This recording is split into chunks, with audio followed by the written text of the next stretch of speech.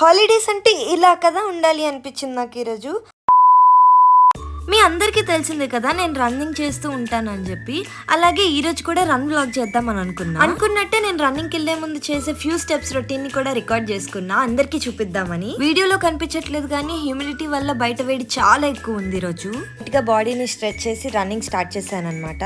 అలా దగ్గరలో ఉన్న దూషులకి వెళ్ళాను. అది జస్ట్ 2 కిలోమీటర్స్ ఉంటుంది అంతే మా దగ్గర నుంచి. అంతే అక్కడ చూసిన విజువల్కి ఇంకా నేను రన్నింగ్ చేయలేకపోయాను గైస్.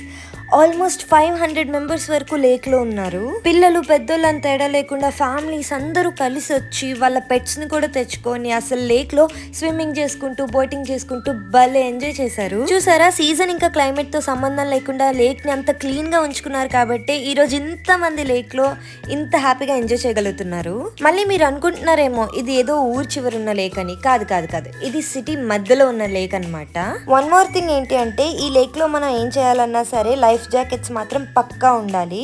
అండ్ అక్కడ మీకు దూరంగా ఒక లైన్ కనిపిస్తుంది కదా, ఆ లైన్ దాటకూడదు అనమాట. నేను ఈ యాక్టివిటీ చేయడానికి నా ఫ్రెండ్స్ తో కలిసి వెళ్దామని ప్లాన్ చేస్తున్నా. నేను వెళ్ళాలి అనుకున్న వాళ్ళు కింద కమెంట్స్ లో చెప్పండి, నేను వీడియో కూడా చేసి పెడతా. నేను దీనికోసమే ఫుల్ వీడియో యూట్యూబ్ లో పెడదాం అనుకుంటున్నా. ఒకవేళ పెడితే కింద లింక్ ఇస్తా, వెళ్ళి చూసేయండి. Thanks for watching, bye.